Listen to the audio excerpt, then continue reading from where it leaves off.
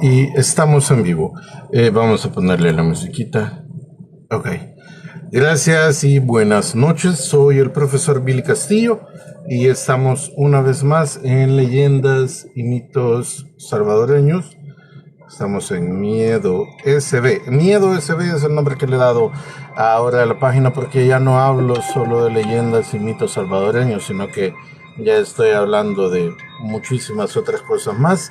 Como ejemplo, el día de hoy que vamos a hablar de secretos de la iglesia. Fíjense que ya me pasé, que son las 9:03 y yo quería que esto fuera antes de esta hora. Qué fea esta música que puse, hombre. Vamos a poner, ahí estamos, lo viejo conocido. Díganme si se oye muy fuerte, díganme si, no sé por qué siempre aparecen anuncios. Odio los anuncios de YouTube, sepan, ¿no? Omitir el anuncio. Sí, vale, seguimos con la música. Díganme si se oye muy fuerte la música o si se oye muy suave. Denme solo un minuto y nos estamos preparando. Vamos a esperar que se junte toda la gente que quiere escuchar acerca de... vamos a hablar de secretos y misterios de la iglesia.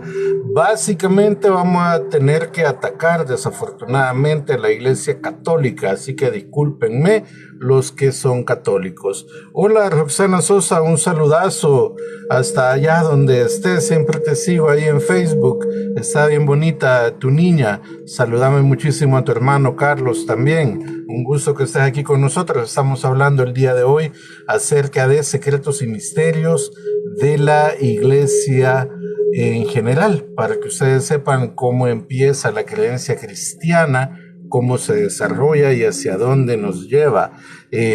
Buenas noches, nos dice Mr. Foxito también.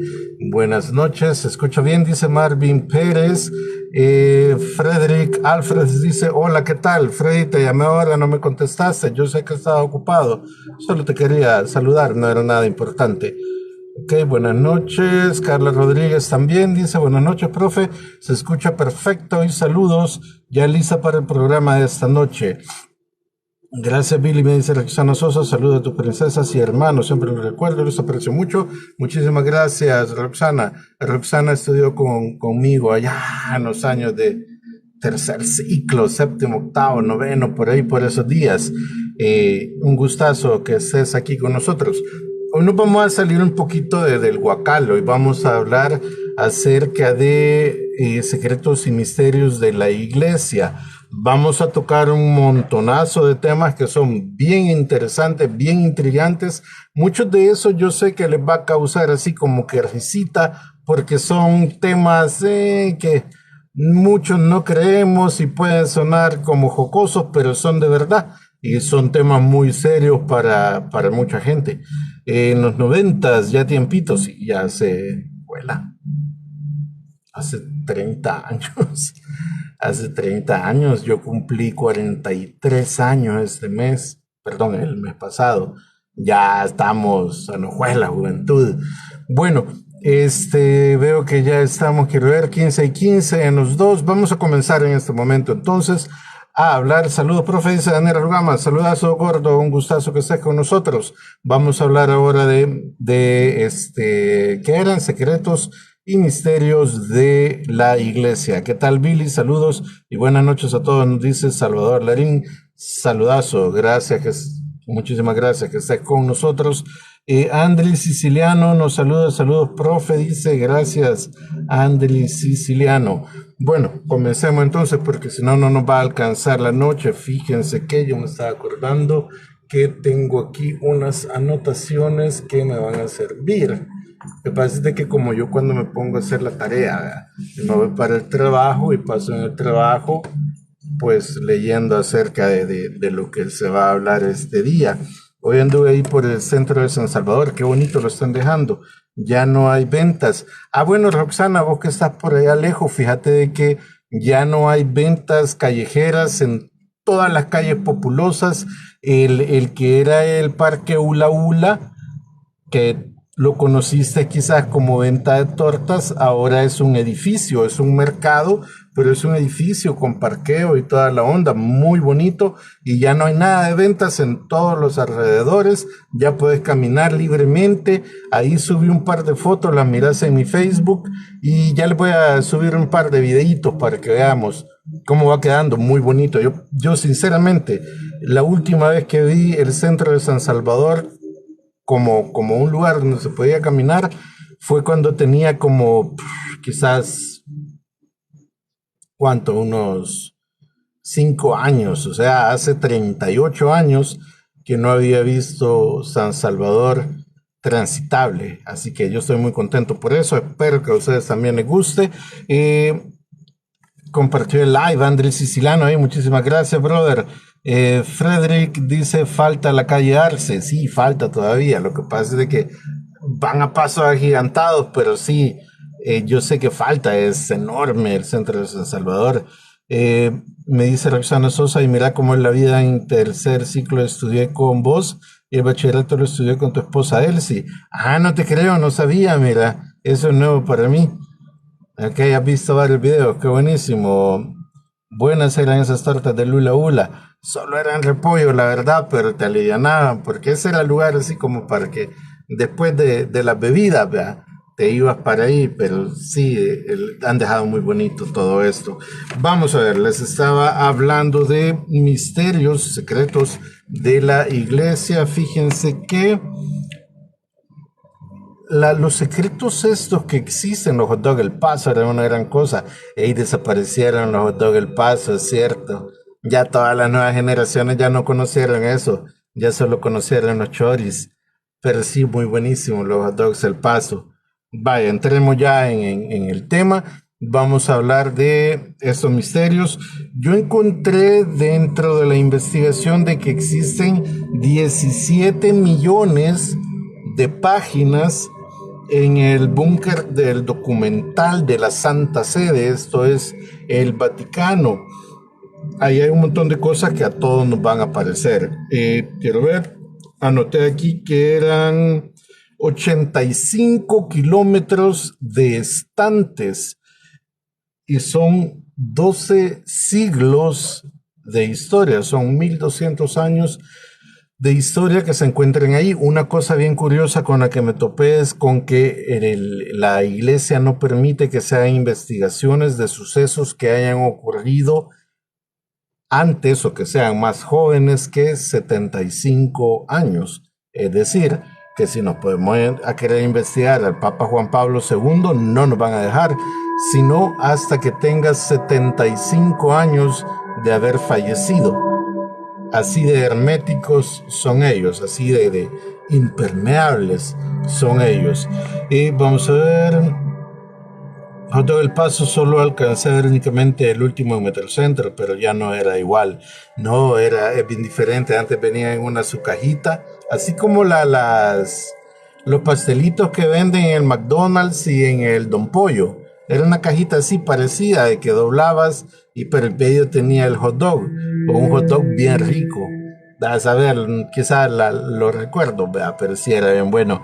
Lisette Peraza Hernández dice, buenas noches, saludos desde Santa Ana, saludazos hasta la ciudad heroica de Santa Ana, la ciudad morena. Gracias por estar con nosotros, Lisette.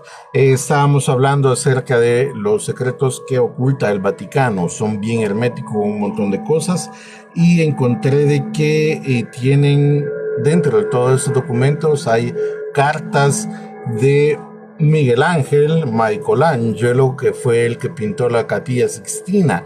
Tienen una carta donde le está reclamando Miguel Ángel al Papa, diciéndole que por qué no le han pagado el trabajo que hizo en la Capilla Sixtina. De igual modo, encontré de que ahí está documentos que se refieren a los juicios en contra de los caballeros de la Orden del Templo, más conocidos como los Caballeros Templarios. Compartan el video, perdón, el live, compartan esta transmisión en directo para que la gente sepa que hoy vamos a estar hablando acerca de misterios y secretos de la iglesia. Fíjense de todo esto que yo me encontré, Los que a mí me llamaron así un montón la atención fue este volado de los caballeros templarios. Ese se le llaman los pergaminos de eh, Chinon. Esos son los juicios de por qué y cómo es que acusaron a los caballeros de la Orden del Temple para quitarles su poder. Acordémonos de lo siguiente: los caballeros templarios de la nada empezaron a construir así como que una fortaleza enorme dentro de sus filas militares. Ellos eran así como, ¿se acuerdan de los frailes y los monjes que se hacían votos de pobreza, no tenían absolutamente nada y ellos se andaban solo dedicando a cuidar las reliquias de la iglesia? Y era eso lo que hacían nada más, solo resguardar las reliquias de la iglesia, así las cosas que la iglesia consideraba sagradas. De la noche a la mañana empiezan a tener un gran poder adquisitivo y empiezan a recibir un montonazo de plata de parte de la Santa Sede, que es el Vaticano. Entonces, ellos estaban así como que muy bien parados y iban muy bien. Y de la noche a la mañana también ordenan de que todos sean encarcelados, a todos se les ponen juicios y solo a los altos mandos, a algunos, le perdonan la vida y los van así como a recluir a monasterios. Y a los demás le dan en la nuca. En aquel tiempo estaba muy de moda la onda esta de quemar a la gente en la hoguera. Entonces tenías dos opciones. Una era confesar tus pecados y la segunda era morir en la hoguera, con la salvedad de que si morías en la hoguera estabas condenado al infierno. Pero si aceptabas tus pecados y los confesabas de tu boca, ibas a ser salvo. Igual te mataban, pero ibas a ser salvo. Entonces esas eran las únicas dos opciones que tenían en ese tiempo. De ahí viene la Santa Inquisición, dice. De hecho, sí, parte de las personas que se encargaron de aniquilar, digamos, a los caballeros de la Orden del Templo son los que se convirtieron en inquisidores y le dieron rienda suelta a la Santa Inquisición, entre ellos Michel de Torquemada. La Santa Inquisición es lo que le da el primer paso al periodo que la humanidad entera conoce como el oscurantismo, en donde estar del lado de la ciencia o pretender que se quería desarrollar de algún modo, ya sea tecnológico o científico, era mal visto por la iglesia y por ello te ganabas la hoguera o te ganabas alguno de los diferentes tipos de torturas que ellos tenían. Entre ellos, dos que a mí siempre me llamaron la atención por su tremenda crueldad fue el toro de bronce y el Iron Maiden, la doncella de hierro. ¿Qué es esto? Creo que los que somos de allá de los años de los 80, 90, nos acordamos de la Pantera Rosa. Hay un episodio en donde la Pantera Rosa la meten en una especie de ataúd que está parado y tiene espinas. Esa es la doncella de hierro o el Iron Maiden. ¿De qué se trataba? Imagínate de que estás parado sin poderte mover porque hay unas espinas de 7 pulgadas muy afiladas que quedan cabal así puyándote en todos lados, todo el cuerpo. No te están rompiendo, solo te están sabes de que si te mueves te van a romper. Entonces te quedas ahí quieto, pero ¿cuánto tiempo vas a aguantar así? Ya cuando ya no aguantas el sueño, digamos, y te quedas dormido y pegas el cabezazo, se te van a meter las espinas en la cara, si doblas las rodillas, en las rodillas, si te chiveas para atrás, en la parte de atrás de la cabeza. Esa era la tortura del Iron Maiden. Solo te podías estar quieto. Desafortunadamente, el ser humano no puede estarse quieto mucho tiempo. Al cabo de un par de horas, estoy totalmente seguro de que te tenés que mover. Entonces, Esa era el Iron Maiden, que a mí me llamó mucho la atención. La segunda, el toro de hierro o el toro de bronce, era una figura de un toro que estaba hueca y tenía salida únicamente por la boca del toro. La parte de la panza del toro se podía remover y ahí metían a la persona a la que iban a castigar. ¿De qué se trataba el castigo? Simple. Como era todo el toro hecho de bronce, lo calentaban, le ponían leña que se calentara mucho y la persona que estaba dentro literalmente se estaba cocinando viva. Y cuando éste gritaba, el toro hacía que de la boca salieran los gritos, simulando los gemidos de un toro. Toro de Falaris, muchas gracias. Falaris, de hecho, quien es el inventor del toro, fue asesinado con su misma invención porque se consideró de que era demasiado inhumano. Así como que te digan a vos, pensá en algo, cómo podemos matar a los mareros. Y vos llegas con una idea, hey, démosle veneno en el agua, hombre. Sí va a funcionar, pero qué malvado sos. Te vamos a matar por eso. Y te vamos a matar con agua envenenada. Eso le pasó al señor este que se inventó esto. Crucificarlo no era otro.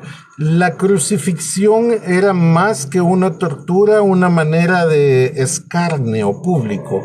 Así se llama, era como una humillación pública. También estaba la llamada letra escarlata. No sé si conocen ustedes de esto. Hay una película bien bonita acerca de esto que de hecho se llama La letra escarlata, en donde las mujeres o los hombres que eran atrapados en flagrancia o se les demostraba que eran infieles, que cometían adulterio, los castigaban con la letra escarlata, que era una letra A de adúltero que la llevabas en el pecho y en la espalda. Junto a ello, a cualquier lugar donde fueras, andaba un muchacho tocando el tambor a la par tuya. Así, imagínate el de la banda de guerra tocando el redoblante todo el tiempo mientras vos andas caminando. Eso era un escarnio, era una humillación pública. Y eso era también la crucifixión. No era tanto de que ibas a sufrir porque te tocó andar cargando un gran pedazo de madera hasta que llegaras allá y te sonaban en el camino. Era más que nada humillación. Pero pues eso era tiempo antes de la iglesia. Eso lo vi en la película Inmortales, ¿sí? La picota, ¿cuál era la picota? Ayudan. Bueno, es que ya nos estamos metiendo únicamente con lo de la Inquisición. Movámonos un poquito porque es bien amplio el tema. Quiero ver. Elmer Palacio nos dijo los sorbetes de chorro de San Miguelito que aún existen, recomendadísimo. Están en una esquina, sí me acuerdo de esos. No sabía que todavía existían. A cada rato paso por ahí con mi esposa y no se me ocurre. Un día voy a pasar. Salvador Larín dice, mi mamá trabajó ahí en El Paso y los fines de semana íbamos a visitarla al carrito y lo mejor que nos daba los hot dogs. Qué chivísimo. Carmen Flores dice, hola, buenas noches, te saludo de San Miguel, saludazos hasta San Michael. Compa Carlos, saludos compa Billy, dice, saludazo compa Carlos, un saludazo para usted y toda su bella familia. Estamos hablando de secretos y misterios de la iglesia. Ayer dormí con la puerta abierta, ¿será malo eso? No, no es malo, no es malo. Lo que es malo es tener un espejo que esté reflejando tu cama. Ahí sí estás como dejando abierto un portal e invitando a espíritus a que lleguen, bueno, no a dormir con vos en el sentido de que se van a verdad a acostar con vos, sino que estás permitiendo que entren a tu habitación. Entonces no es recomendable, pero la puerta abierta no hay problema. Yo duermo con la puerta abierta, solo que se me meten los chuchos y se ponen a ladrar aquí adentro en el cuarto los locos.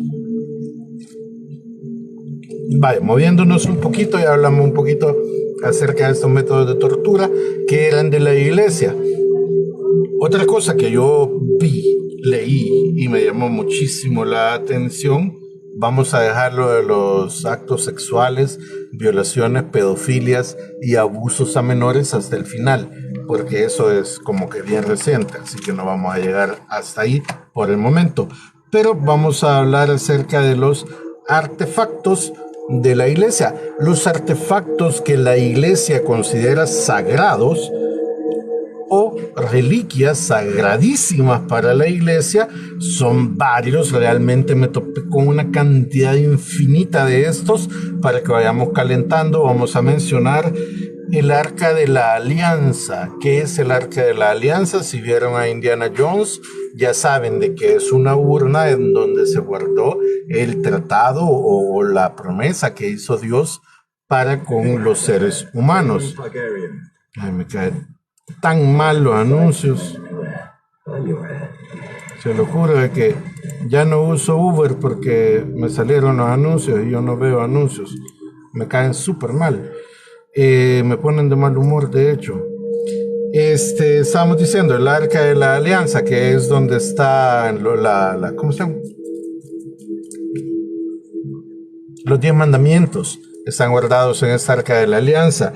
También el Arca de Noé, que se supone, bueno, según muchísimas teorías que son diferentes, hay una en la que dice que los gigantes de piedra ayudaron a Noé a construir el arca, hay otras que dicen de que fue el mismo Dios el que ayudó a Noé a construir el arca, y se encontraron en la punta de una montaña unos pedazos de madera que se dice que son parte del arca de Noé.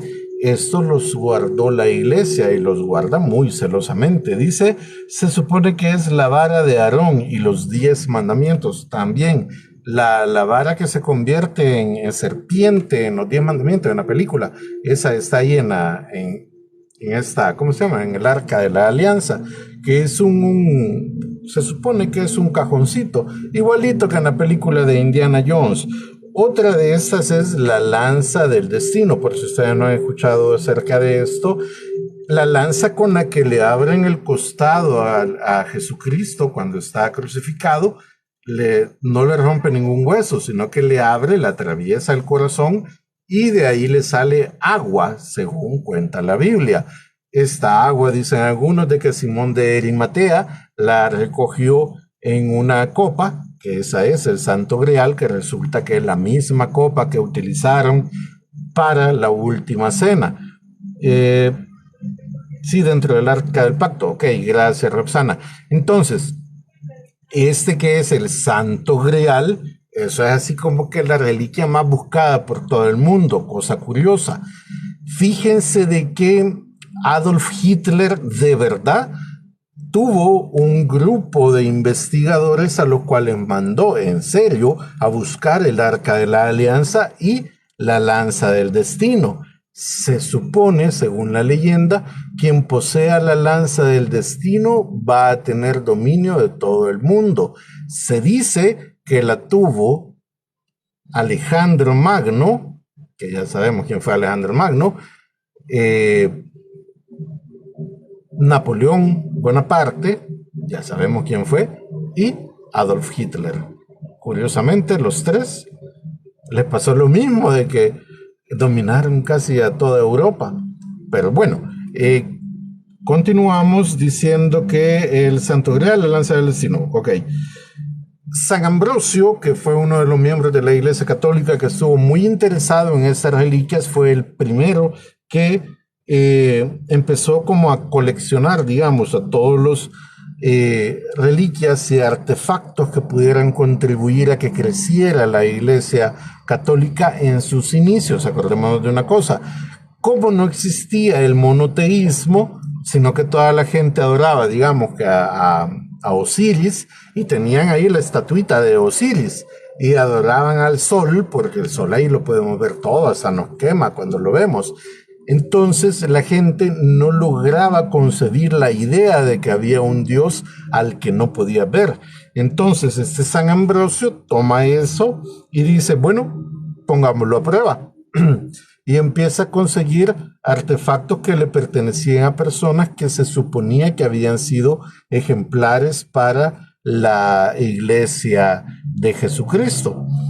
Partes de santos. Por ahí empiezan a aparecer un montón de cosas bien curiosas. La cabeza de la Virgen María y sus pies. También la Santa Diestra, que es la primera reliquia que le pertenece a un santo. Esto le pertenecía al rey San Esteban I de Hungría. Entonces la Santa Diestra, la mano izquierda perdón, la mano derecha es de este rey San Esteban, que fue el primer santo que falleció, es el primer, ¿cómo se dice?, mártir de la iglesia. Al mismo tiempo empieza a haber cráneos de todos los santos que han muerto. Ya sabemos todos de que a San Pedro lo crucifican patas arriba y la cabeza se la cortan. Entonces aparece la cabeza y el cuerpo de San Pedro, que de hecho están en la Basílica de San Pedro, que es la iglesia principal del Vaticano, allá en Roma. Ahí está. Y empiezan a salir un montón de cosas. De entre ellos me llamó muchísimo la atención el santo prepucio. Nunca se les va a olvidar esto, porque yo sé que todos lo vamos a ver así como que, ¿de qué está hablando este tipo? El prepucio, para los que no conocen acerca de esto, ¿por qué enterraron a Monseñor en la catedral? ¿Por qué se murió? Ok, Julio César, perdóname muchísimo, pero me parece que esa pregunta, eso te lo tenían que haber enseñado en la escuela. Monseñor Romero fue el arzobispo de San Salvador, pues digamos de que en el orden jerárquico de la iglesia, como el macizo de la iglesia en San Salvador, y a él lo mandó a matar, dentro de lo que se ha estudiado y se ha descubierto, el fundador de Arena, don Roberto Dawison, que era mayor de las Fuerzas Armadas de El Salvador, y lo manda a matar porque este señor levantó su voz en pro del pueblo, así como que yo les dijera ahorita, pongámonos en contra de Nayib. Nayib me puede mandar a matar por estar, ¿verdad?, induciéndolos al pleito. En ese tiempo a la muchachada, a los hipotes, a los jóvenes, los trataban muy mal y realmente habían abusos policiales grandes, de que te podía agarrar la policía, te sopapeaban en el mejor de los casos, si no es que te desaparecían y no tenías a nadie a quien ponerle queja. En ese tiempo sí mataban a los periodistas que hablaban mal del gobierno. Por eso es que matan a Monseñor Romero, lo entierran en catedral, porque la Iglesia Católica, de hecho todas las iglesias tienen en sus cimientos o bajo ellos los restos de miembros de la iglesia o personas que han sido muy buenas para ello. Entonces, por eso está allí en catedral, al igual que otro montón de padres, párrocos y personajes ilustres. Adara Gredel Martínez dice: buenas noches, ¿de qué me he perdido? De bien poco, estamos hablando de misterios y secretos de la iglesia, estábamos hablando acerca de los artefactos que se consideran santos dentro de la iglesia. Roxana Sosa dice: Billy, ¿vos sabés por qué razón quitaron el arte de los azulejos de la fachada de catedral? Hoy se ve tan simple. Fíjate, Roxana, de que hubo una queja en la que decía de que dentro de los dibujos, que eran muy bonitos, de Fernando York, él había incluido un ojo, que eso es muy singular de él. Sí, casi siempre en sus pinturas hace un ojo, pero le dieron garabato a aquel señor español Sáenz Lacalle, que era el arzobispo en ese tiempo. Le dijeron de que ese era el ojo que lo ve todo, que representa, bueno, dos: el ojo de Ra de los egipcios y el ojo que lo ve todo de los Illuminatis. Entonces le dijeron, bueno, ahí él está diciendo de que la Iglesia Católica está a favor de los Illuminatis y a favor de los egipcios. No sé por qué ha permitido eso. Y este señor Sáenz Lacalle dejó que le dieran garabato, y por eso mandó a quitar todos los azulejos. Cuando los estaban quitando, hubieron un montón de personas que fueron así como visionarias y guardaron un pedacito de azulejo para, pues, como souvenir para el futuro. Perdón. Pero fue por eso, porque el arte que había dejado ahí Fernando York incluía ciertos simbolismos que no iban acorde a las tradiciones católicas. Y o al menos así parecía, pues le dieron paja al arzobispo y por eso lo mandó a quitar. Tener razón, se ve bien simple, a mí me hubiera gustado de que pusieran un poquito de cosas. Tal vez ahora que está ese presidente de que realmente tiene como una visión más entusiasta del país, tal vez puede pagarle a un par de muralistas que hagan un par de pinturas bonitas en la fachada de catedral, claro, algo que haga referencia a la paz, tal vez a la comunidad, a la armonía que deberíamos de tener.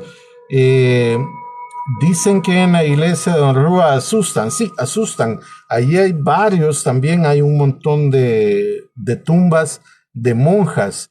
Ahí casi que era solo de monjas. Acordate de que la iglesia de Don Rúa tiene el comedor ay, no me acuerdo, Mamá Margarita, que está atrás de la iglesia en una esquina donde le dan de comer a indigentes. Y eso fue porque un grupo de monjas pues se pusieron de acuerdo y tomaron el proyecto de darle de comer a las personas que lo necesitan.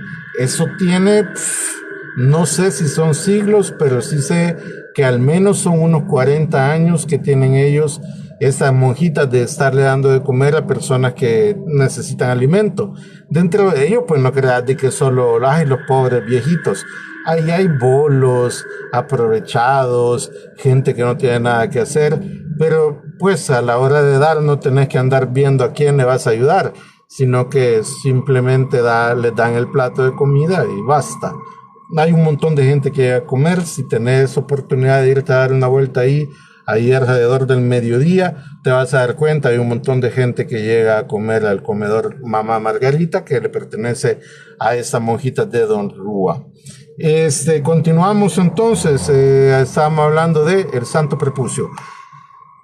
Las personas que no saben qué es el prepucio, los judíos adoptaron la costumbre de cercenar la piel que cubre el glande del pene. Ya conocen ustedes el pene, tiene su pellejito que se pela y sale la cabecita y lo cubre. Ese lo cortaban a manera de darle la virginidad a nuestro Señor Jesucristo y como parte del pacto de la alianza que se supone que tuvo con los judíos. Entonces, este pellejito se supone de que la obligación de los padres es enterrarlo, aunque es igual que el ombligo, que lo guardan. Todos los papás guardan este tipo de cosas.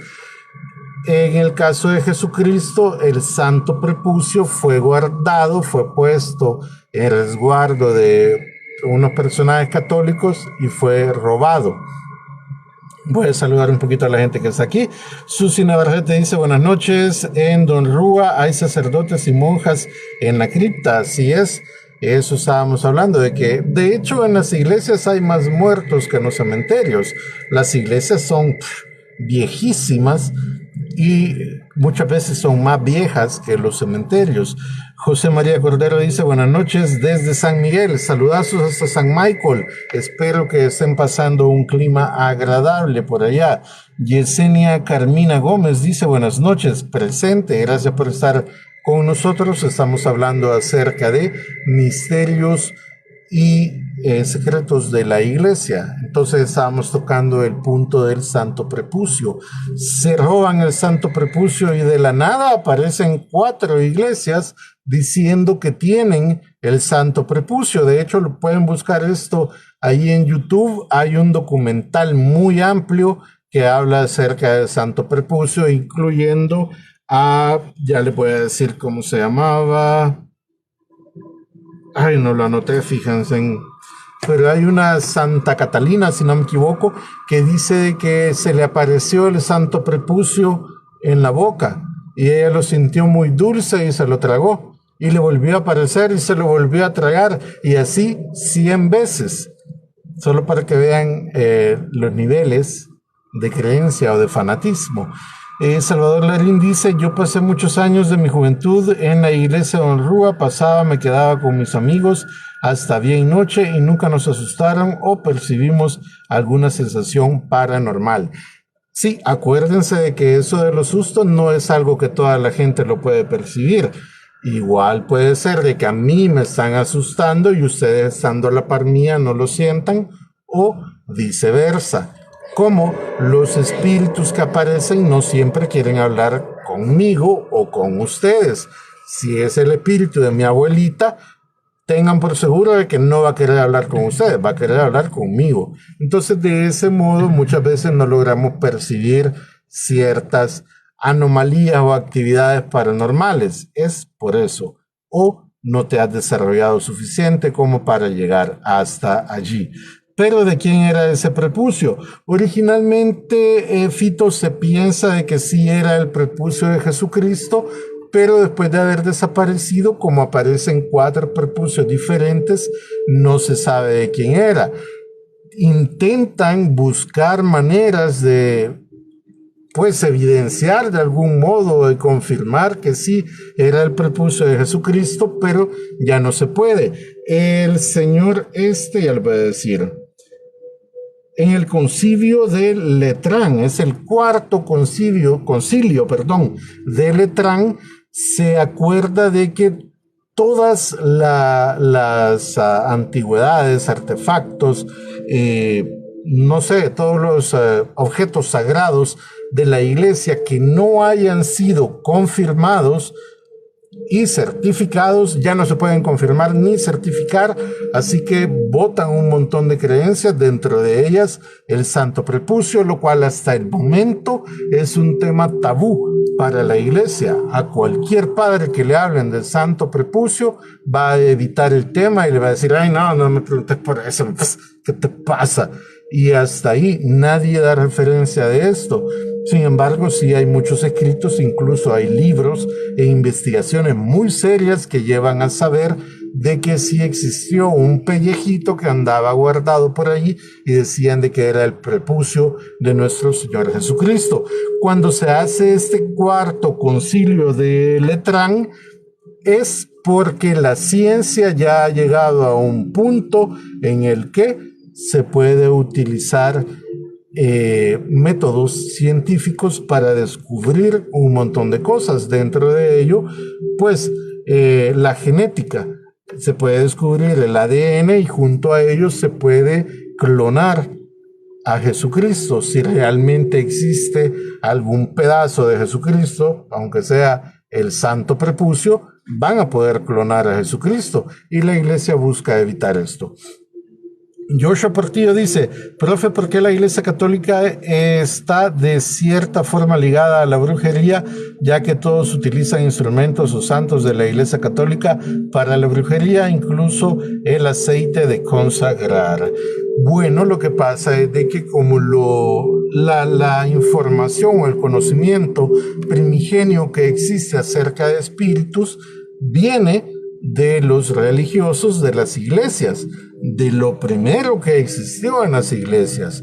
Entonces yo no les puedo hablar del bien sin mencionar a Dios y no les puedo hablar del mal sin mencionar al diablo, porque esos son los arquetipos o los modelos que tenemos como bien y como mal también.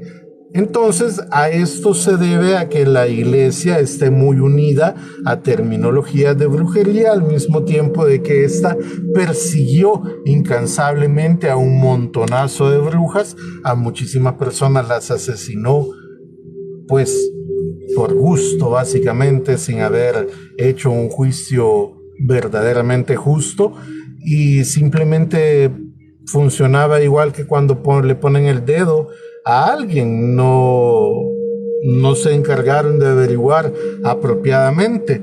Déjenme ver que también se mira si quito esta lucita de mi minuto. Ahí está trabado. No cambia mucho. Bueno, entonces yo tenía una lucita más chiquita. No, pero yo creo que mejor dejamos.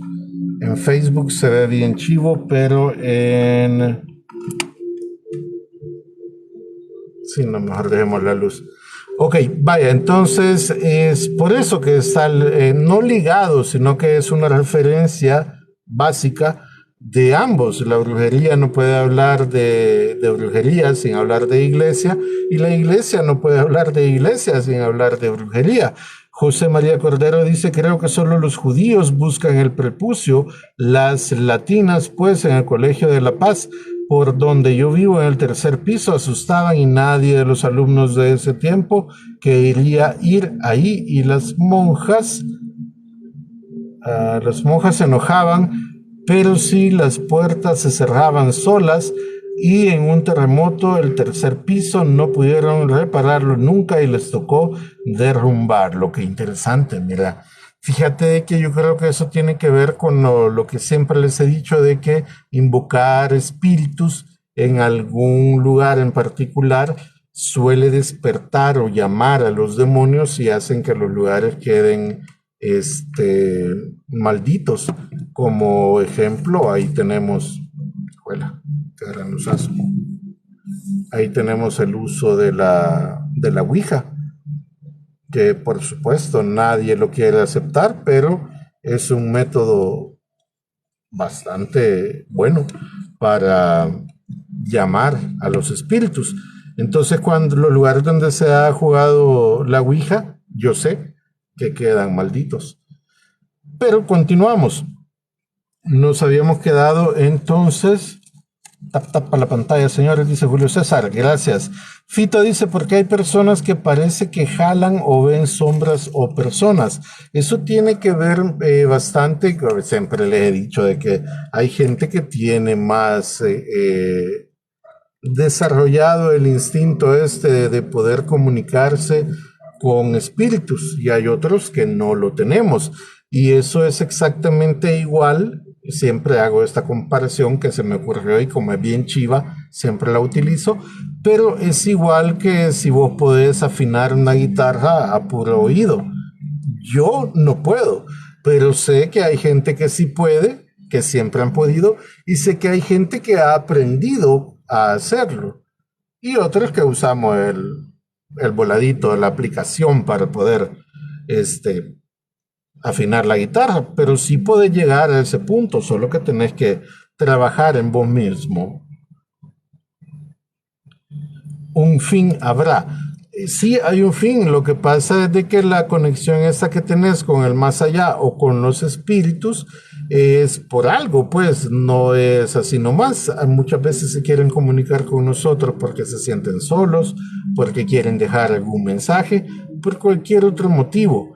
Tendrías que poder hablar con los espíritus para saberlo.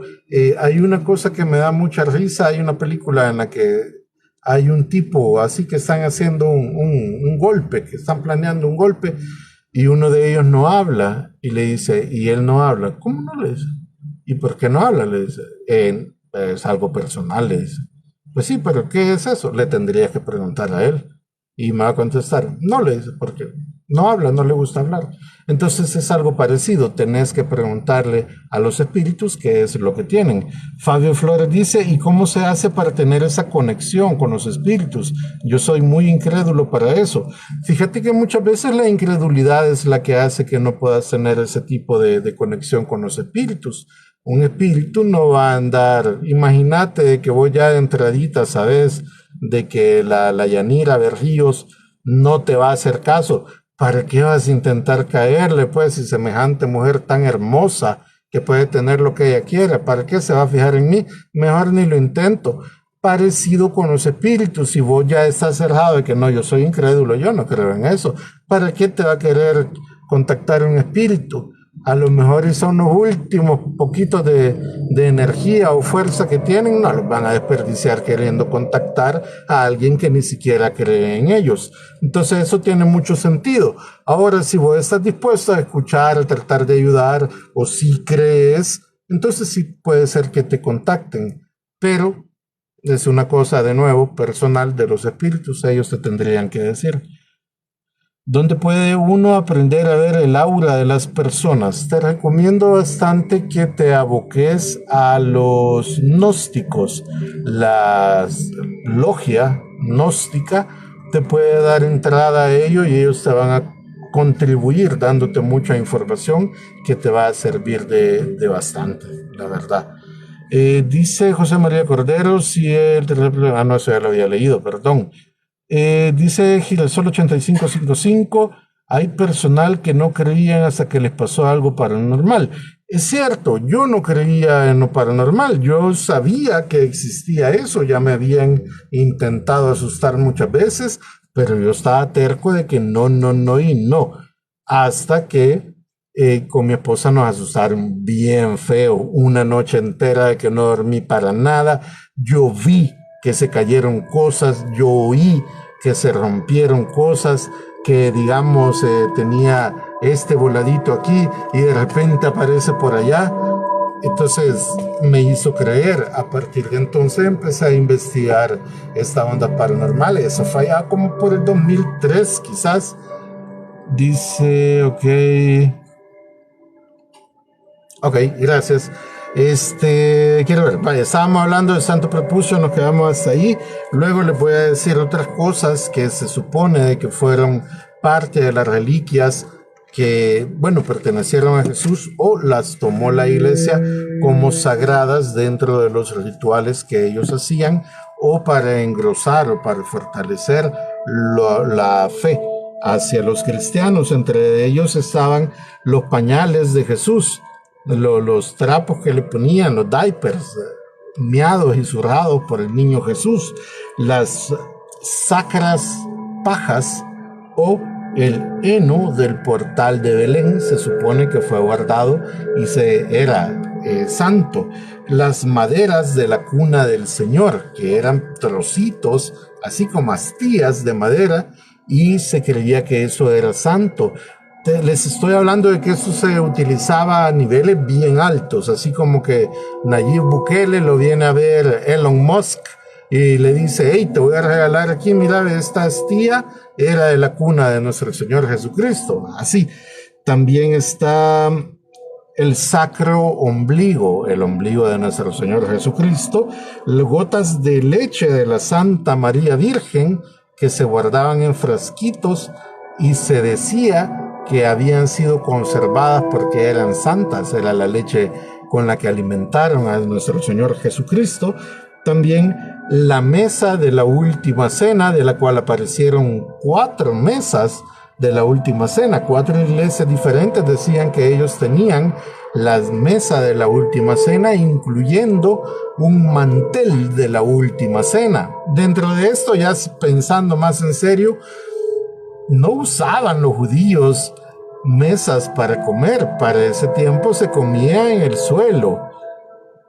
Se ponía la comida en medio. Si ustedes han visto cómo comen los iraníes, iraquíes, esta gente del lado de Arabia, los pueblos árabes, ellos comen en el suelo, y de ahí es que viene la tradición esta de limpiarte los pies. Se lavan los pies, pues no van a poner las patas chucas cerca de la comida, ¿verdad?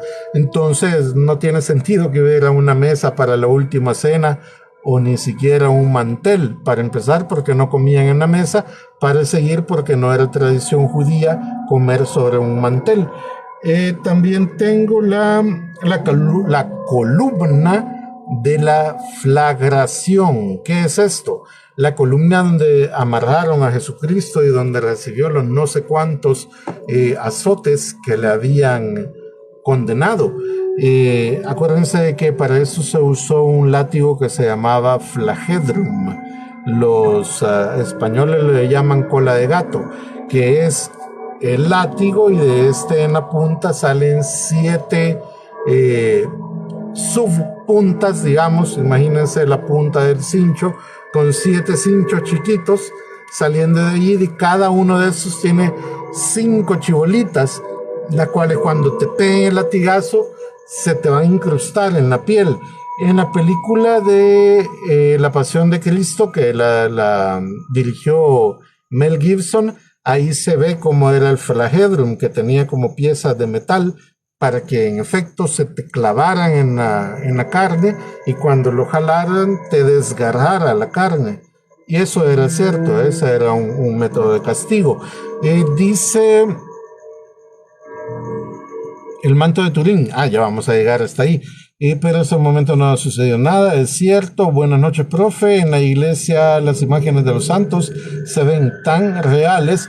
Fíjate de que yo de esto descubrí que cuando Egipto cayó en manos de los cristianos cambiaron la, la costumbre esta en la que los sarcófagos eran así solo como con un boceto de la cara y empezaron a tener imágenes que se hacían en madera, así como la Mona Lisa que está pintada sobre un trozo de madera.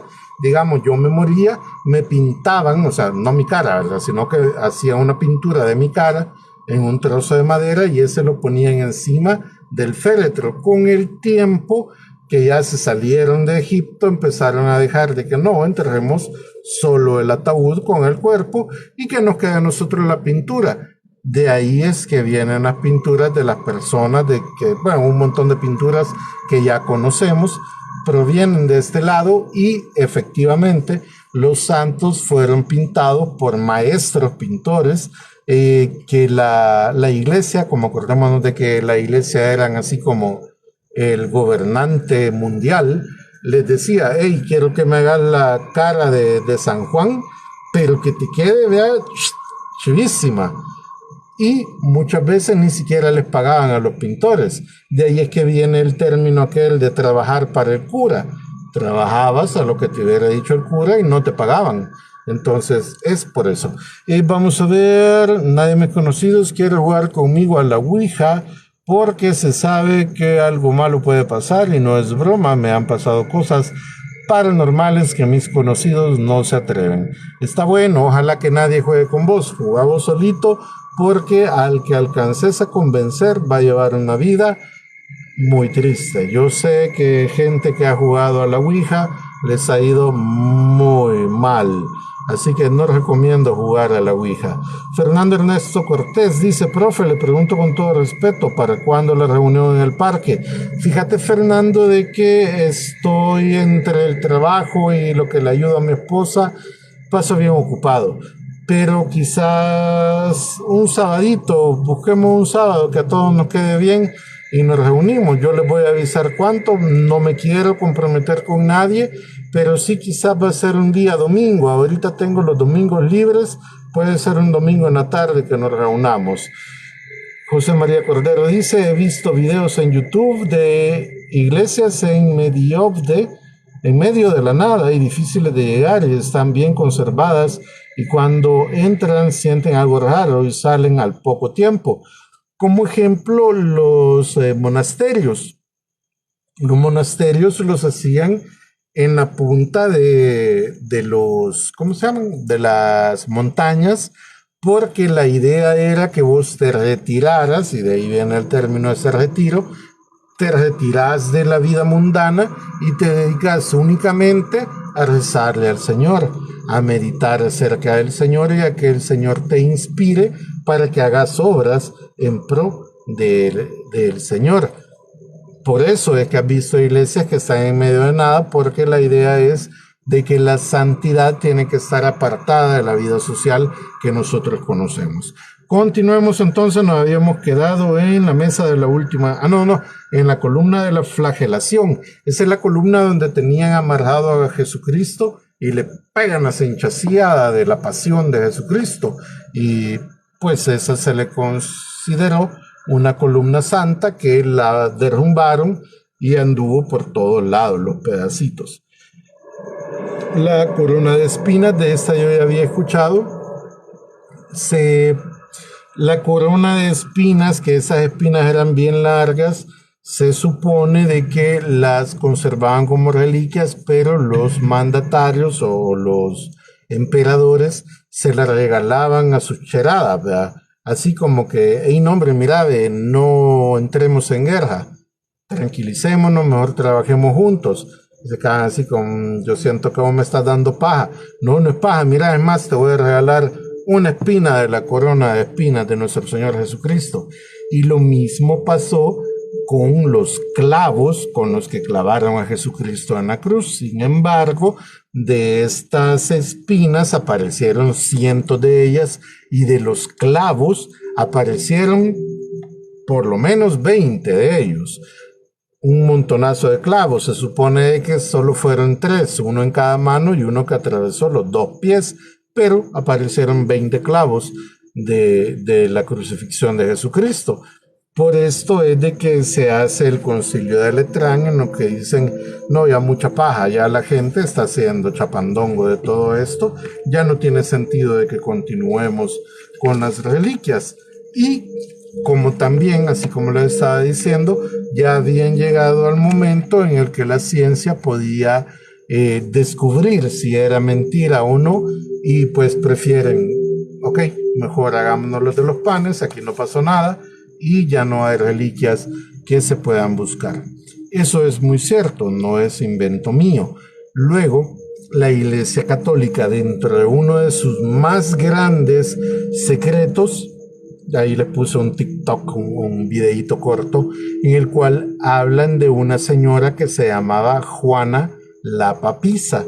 Ella vivió entre el año 822 después de Cristo hasta el 800, no me acuerdo cuánto, en Ingelheim. Eso es cerca de Maguncia, allá por los lados de Alemania. Era hija de un monje que, según algunas crónicas, su padre se llamaba Herbert y formaba parte de los predicadores llegados de el país este a Anglos, que era Inglaterra, tal como la conocemos ahora, y llega a difundir el evangelio entre los sajones.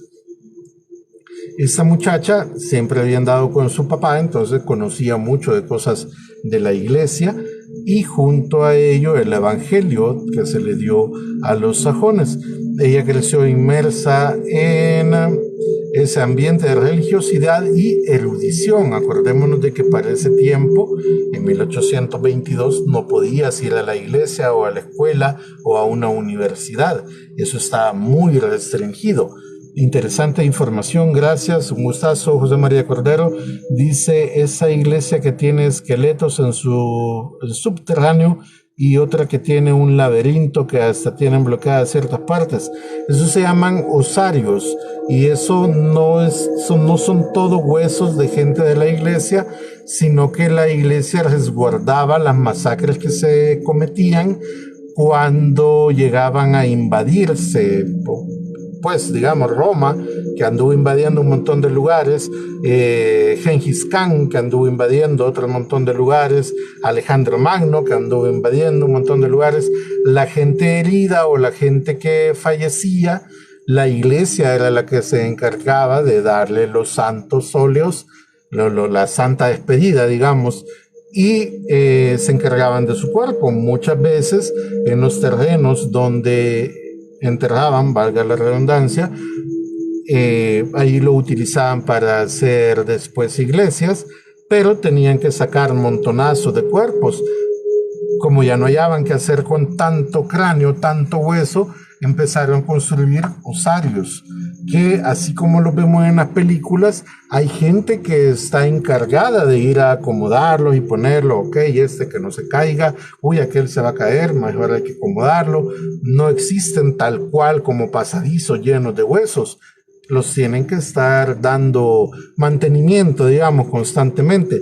Pero sí, esos osarios no son de gente que le pertenece a la iglesia o cosas que ha hecho la iglesia, sino que eran muertos de las ciudades que llegaban a conquistarlas. Fito me dice: ¿de dónde es usted? Yo soy de un lugar que se llama Quesaltepeque, en el departamento de La Libertad, en el glorioso país de El Salvador. Quiero ver... laberintos, ok. Stuart Calles dice: así como la iglesia del Rosario tiene cadáveres de gente del conflicto armado en fosas comunes. Parecido, muy parecido. Lo único que las iglesias la iglesia de San Pedro como ejemplo, ellos tienen pero canastadas y canastadas de muertos. Imagínate que en la iglesia estuvieran resguardados los 85,000 muertos que hubieron en el conflicto armado, como ejemplo. Tendrían que hacer pues algún monumento de huesos, porque son un montonazo de huesos. Cuando vean eso, acuérdense de Hitler. No es posible esconder huesos o cadáveres de 6 millones de judíos. No se puede. Que lo quemaron. Busquen cómo es el proceso de cremación. Se tardan medio día para quemar a una persona. ¿Cuánto se irán a tardar para quemar a 6 millones de judíos?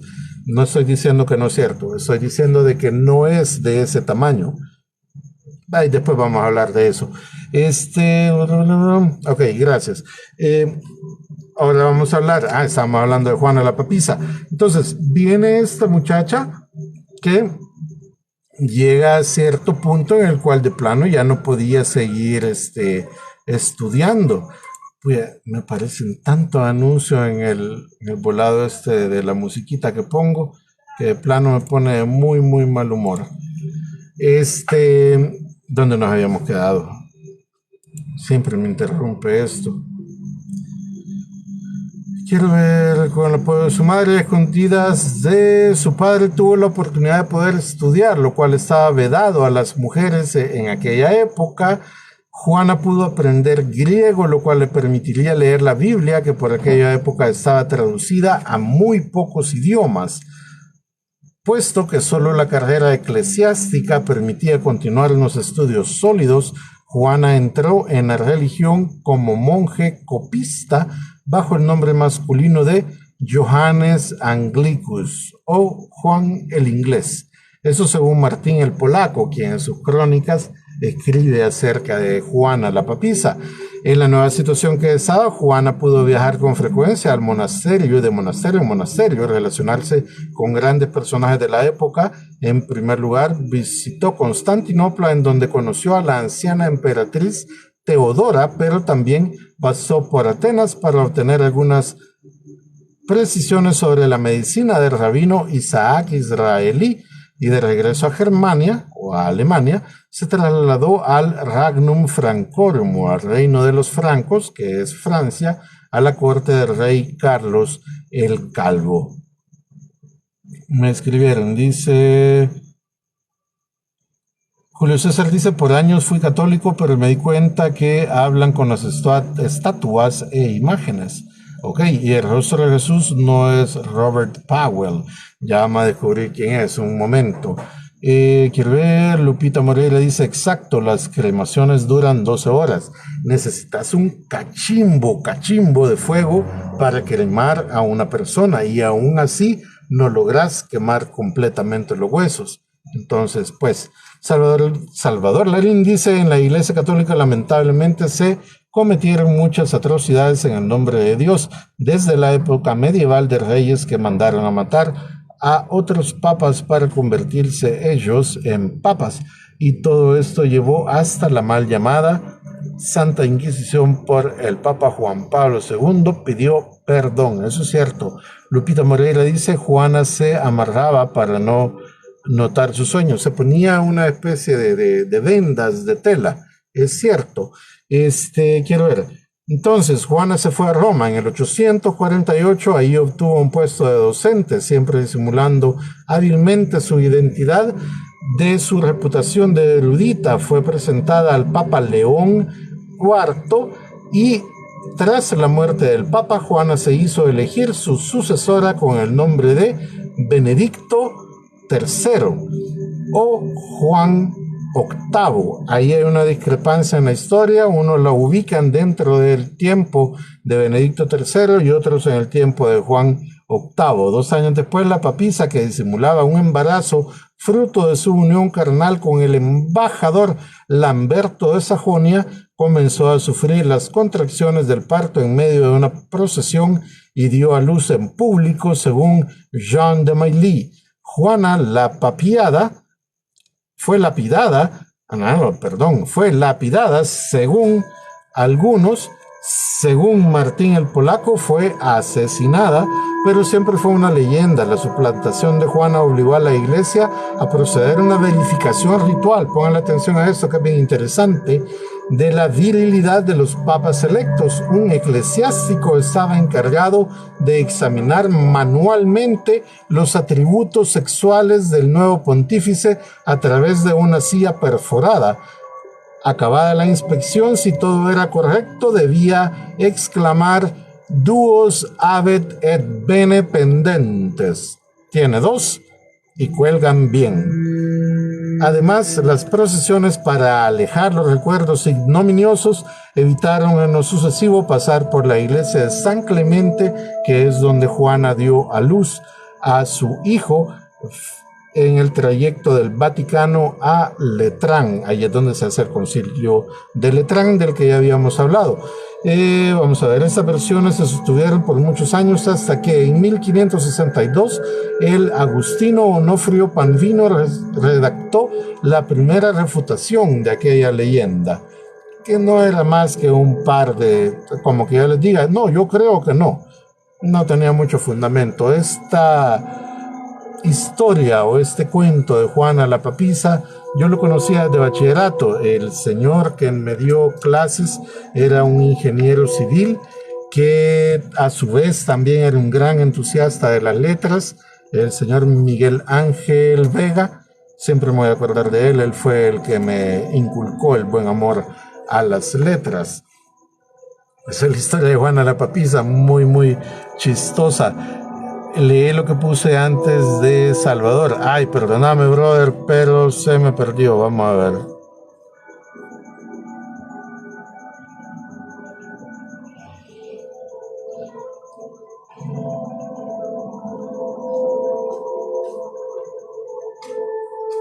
No, brother, no lo encuentro. Volvémelo a poner si quieres. Se me perdió. Quiero ver. Un documental de Netflix habla sobre Iván el Terrible y se muestra que los sobrevivientes no recuerdan bien lo que pasó en la Segunda Guerra Mundial. Eso es muy cierto. Ever el Pollo Rodríguez dice: buenas noches, profe. Sabemos que desde Constantino la Iglesia Católica amalgó ritos romanos con la Iglesia paganismo. Ahora mi pregunta es si al enterrar cadáveres en sus iglesias tendrá que ver con algún tipo de ritual. Vaya, te voy a responder así. La Iglesia Católica no es una iglesia original de la que se pueda decir, esto nació con la Iglesia Católica. Acordémonos de que empezó a adoptar, o sea, en sí el cristianismo nace a partir de el conjunto de diferentes creencias de diferentes lugares. Como ejemplo, la cruz viene del primer destello que da el sol, que hace una cruz realmente. O sea, imagínate 4 haces de luz. Cuando ves el percabalito, el primer destello del sol en la mañana, eso es lo que vas a ver, una cruz. El sol era adorado por los egipcios. Por eso es que Dios está en el cielo. O sea, explícame por qué todos los dioses tienen que estar en el cielo. Zeus está en el Olimpo, que se supone que es el monte más alto, que está en lo alto. Los dioses egipcios también vienen del cielo. Incluso los dioses de nosotros, de acá, los mayas, los pipiles, dioses de lluvia, dioses de cielo, dioses de nubes.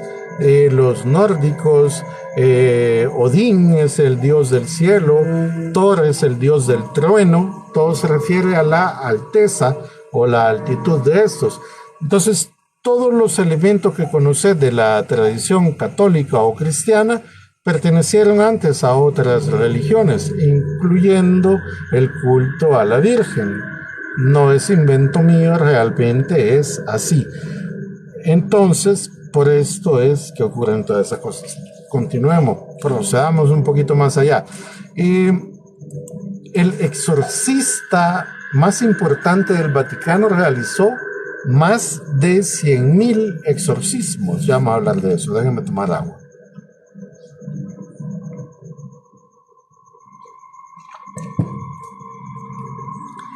Vale. Se cree que el exorcismo es una práctica que solo existía antes, ¿verdad? en las películas de terror o en la antigüedad. La tradición sigue viva. La Iglesia Católica con el padre Gabriel Amort, que ya falleció, pero él fue el principal exorcista del Vaticano y sirvió durante 60 años a la iglesia. Dentro de este tiempo se dice de que hizo alrededor de 160,000 exorcismos. El rito del exorcismo no se limita al difunto al difunto exorcista, sino que también ha sido realizado por varios papas a lo largo de los años. De hecho, en el 2018, ya bien recientemente, la BBC, que es la Bavarian Broadcast, la BBC es como que diga el Cuatrovisión de las Europas, informó que el Vaticano recibió a 250 sacerdotes de todo el mundo en un taller anual sobre exorcismo. Además de esto, el Vaticano ayudó, y esto es muy conocido, que ayudó a criminales de guerra nazis a escapar de las fuerzas aliadas. Tras la victoria de las fuerzas aliadas, cuando invadieron Alemania en 1945, los nazis se vieron obligados, porque si no lo iban a matar, a buscar refugio fuera de Europa. Para que esto pasara, la iglesia intervino y mandó a muchos de estos a lugares como Brasil y Argentina, que de hecho hay una, ¿cómo se llama? Hay una teoría que dice que Hitler murió en Argentina, otros dicen que todavía está vivo en Argentina, vaya usted a saber. Lo que sí se sabe es de que el doctor Mengele estaba allá en Brasil. Busquen del doctor Mengele, es bien interesante lo que él hace.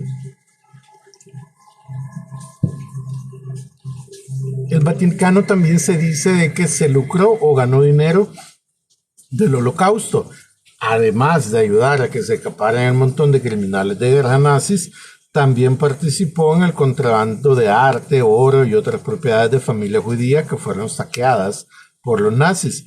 Gerald Posner, que es un periodista estadounidense, dice que se cree que Bernardino de Nogara, el asesor financiero del Vaticano, fue uno de los espías nazis que al parecer instituyó un terrible plan que permitía que el Vaticano invirtiera dinero en compañías de seguros italianas que se quedaban con los activos de los planes de seguro de vida de las familias judías asesinadas. Y como el Vaticano solo era un inversor y no asegurador directo, no tenía que devolver dinero para nada. Dice, vamos a ver, José María Cordero dice, hay una película que no recuerdo el nombre, cómo se llama, que da a entender que al final la Virgen se le da culto por otra razón religiosa y no católica. Lástima, no recuerdo. Y la principal... Ay, se me perdió. La principal figura, espérenme. Ay, ya se me perdió.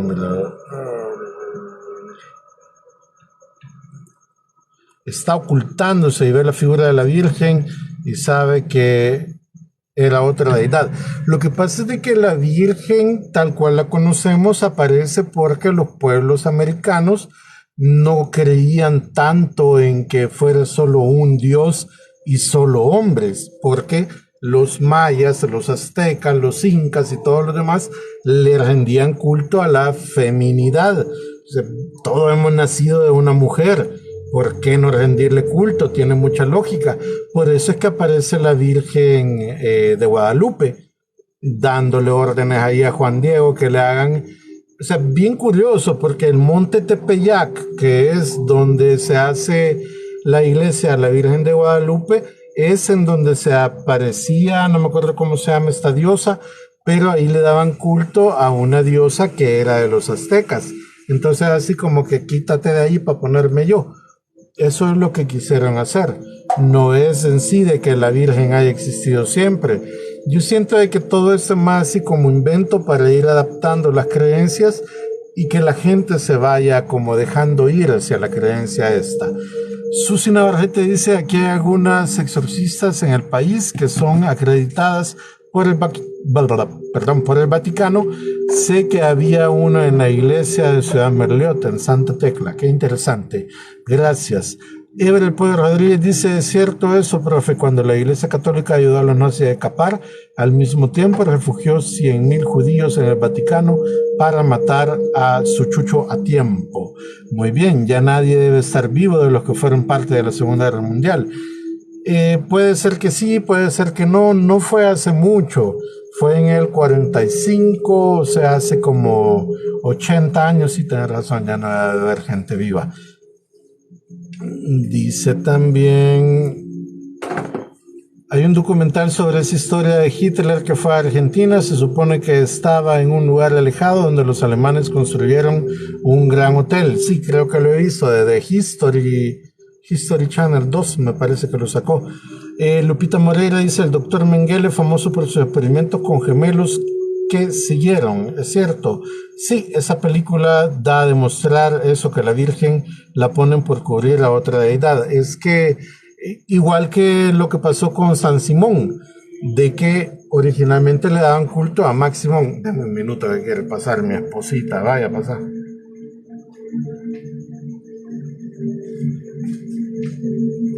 Ya. Ok, perdón, es que no quería que la vieran en pijama. Es que ya son más de las 10, por eso ya vamos, nos vamos a tener que quedar a media, fíjense. Sí, lo que les estaba diciendo de San Simón, que se llamaba Maximón, pero cuando oyen que, ok, le están dando culto a un viejito, no, ese no es Maximón, ese es San Simón y es de la Iglesia Católica. Y así la mara como que, a saber, ¿verdad? Pero puede ser. Eso se le llama sincretismo, es la unión de dos creencias. Mañana otro en vivo, fíjate Miguel Ángel de qué pudiera ser. Quizás nos vamos a quedar hasta los escándalos en el Banco del Vaticano. Falta un montón por estudiar acerca de esto. No hemos llegado a muchas cosas, falta todavía para llegar a la parte de los sacerdotes homosexuales. Tenemos que ver los pedófilos, los abusos, los padres que tienen hijos. Así que quizás nos vamos a quedar hasta aquí, ni modo, son las 10:19. Veámonos mañana otra vez a las 9 de la noche, pues, y seguimos hablando de los secretos y misterios de la iglesia.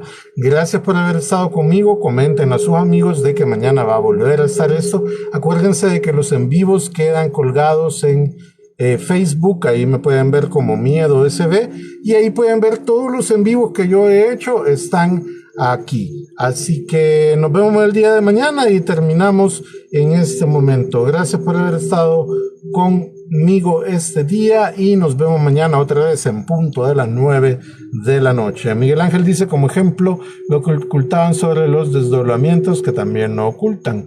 Perfecto, Miedo SB, perfecto. Gracias Fito, gracias Julio César, gracias Adara. Nos vemos mañana a las 9. Buenas noches. Hey, acuérdense de ser buena gente, eso es importante. Nos vemos mañana.